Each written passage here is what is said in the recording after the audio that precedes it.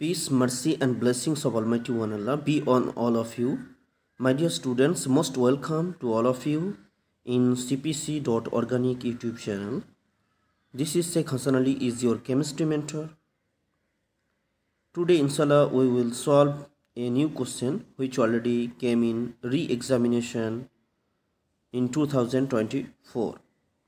And the chapter is hydrocarbon. Now let's get started.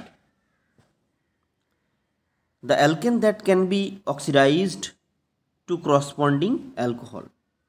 তাহলে এখানে তোমাকে কি করতে হয়েছে, অ্যালকোহল তৈরি করতে হয়েছে, অ্যালকেন থেকে অ্যালকোহল প্রডিউস হচ্ছে।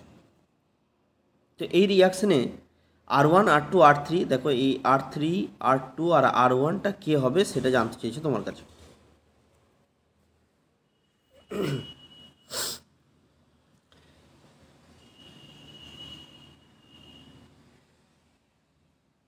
দেখো বাচ্চারা, এটা আগে জানতে হবে তোমাকে যে এই অ্যালকেন কখন অ্যালকোহলে কনভার্ট হয়, অর্থাৎ এই হাইড্রোজেন থেকে ওইচে কনভার্ট হবে, অর্থাৎ একটা অ্যালকেন সেটা কনভার্টেড টু অ্যালকোহল, এটা কখন পসিবল মনে রাখবে। ইফ দ্য অ্যালকেন, এখানে একটা নোট লিখে দিচ্ছি ডায়মন্ড কি, if the alkane molecule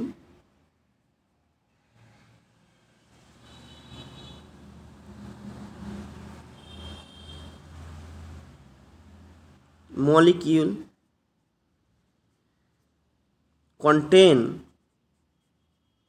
if the alkane molecule contain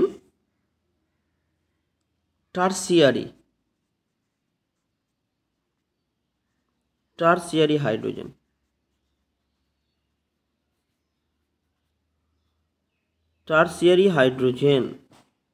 that is 3 degree hydrogen। তাহলে কোনো মলিকুল যদি 3 ডিগ্রি হাইড্রোজেন কন্টেন করে অ্যালকেন মলিকুল, তাহলে তার ক্ষেত্রে এটা পসিবল যে সেই হাইড্রোজেনটা রিপ্লেস হবে বাই ওএইচ গ্রুপ।